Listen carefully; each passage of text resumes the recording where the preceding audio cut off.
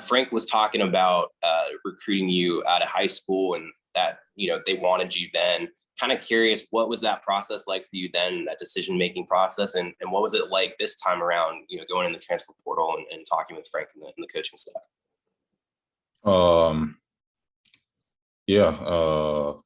March in high school, had a good run with my grassroots program, and they reached out to me, and we connected. Myself and Chuck, we connected more so than Frank, but it was a good school. Ultimately, I chose otherwise, but when I entered the transfer portal in March, or no, not in March, in like May, he reached back out, and we rekindled our relationship, and now I'm here. Joe Gorchow. Hi, Joe Gorchow, WIS TV here in Columbia. Nice to meet you. I want to go back to sort of maybe your LSU experiences, and you can elaborate as much as you'd like. Why do you feel ultimately it didn't work out at LSU as being the right fit for you? And then to follow that, why do you believe South Carolina is the right place for you to continue your college career and grow?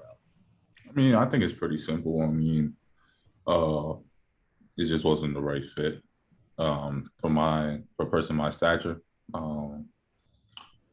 And the system that they run and the actions that they do in terms of basketball just wasn't the right fit. And I did a lot of homework on South Carolina coming in, and I feel like it's the exact opposite. I feel like this is the right fit for me, the way how I play.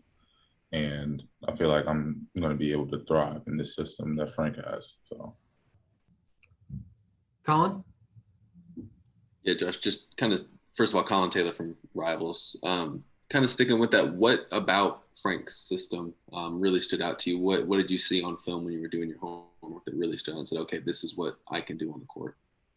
I mean, just man-to-man basketball, dumps it inside, utilizes the size on his team, and instead of using it otherwise. But I felt like the way that the whole system of just utilizing the big pick and rolls, dump downs and post touches, I felt like that was right up my alley. Mitch? You talked a little bit about your conversations with Frank. Mitch Brown, Watchbox here in Columbia. Welcome to Columbia. But Josh, you talked about just the conversations you had with Frank. For you, looking at this roster, this depth chart, did you see an opportunity to come in here, contribute right away? And, what aspects do you feel like this offense, like you talked about the pick and roll and those aspects and the players on this roster, that you can just kind of come in immediately and have that kind of impact you hope for? And I feel like, we're a veteran team, but we got some veterans, but we're also really young. There's a lot of new faces. And this period right here in July is a great opportunity for us to get to know each other, just bond with each other and stuff like that. And the team that we have, I feel like I could just come in and have an immediate impact if I do what I'm supposed to do. Just get in the gym, get in the weight room, have a great mentality on and off the court, stay away from the fast food, and yeah. How are you doing with that in all places, Columbia, South Carolina, and this fast food capital that we got down here? I mean, I started eating fast food about like good 3-4 years ago. I mean, I know y'all got some good places. I know Bojangles is a good place, Zaxby's and all that other good stuff. But I tend to stay away from that stuff. One of my favorite places to eat is a Tropical Smoothie. So I'm generally like a really healthy guy, because I just feel like health is wealth. So just try to, put some good stuff in my body. John Del Bianco. Josh, you transferred from one SEC program to another, having played, already in this conference and seen this speed of the game and this level of competition. How comforting is it to know that, you've already played in this system, whereas some other transfers are maybe have to get caught up to speed on what college basketball is like in the SEC? Oh yeah. I think Chico said it, but the weight room is essential because playing in the Power Five, SEC is one of the tougher schools in the conference. And I feel like I already have the experience. Now we're in July and the season starts in, I think, November. So this extra time just to get that extra work in, work on my game, get stronger in the weight room. I feel like, we'll do some damage in the SEC this year. Colin? Josh, you're one of the few guys on this team that has been part of a team that's played at an NCAA tournament game. I think you got some minutes against St. Bono last year in the first round. Just what do you feel like you can bring from just even in limited minutes last year, just from a veteran standpoint or a skill set standpoint? I mean, even though my minutes were limited, I did the good job in taking down mental notes. Was always a good teammate, and I just know what it takes to get to that level. Like for example, the finals, the NBA finals right now. Jay Crowder is the only person that's been to the finals.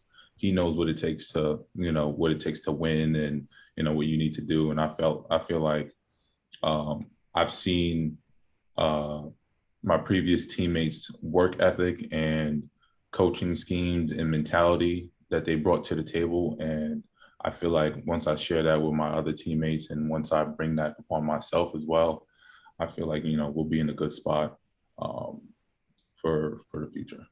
And what, from a skill set standpoint, how do you hope to kind of impact things, whether that's on the offensive or defensive ends? I feel like I could be a great two-way player. Frank and myself, I feel like I'm very mobile for my size. Like I'm very quick. So I'm just working on that defensively, and then offensively, besides the basic dump down dunks, run the floor, getting the quick 2 points, I can, make a living off of that and just, getting my motor up and running the floor and, getting the quick 5 or 6 points, but also in the half court, just working on the face-up game, working up on reading defenses and working on the mid-range shot, whether it's because you can't dunk everything, even though I'd like to dunk everything, you can't. So you just got to work on just everything around the basket, and then, yeah, that's about it. Michael and Anna?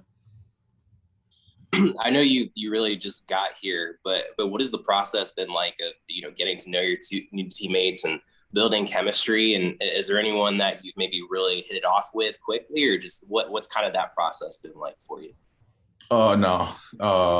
AJ's my roommate. But yeah, it's like my fourth day down here.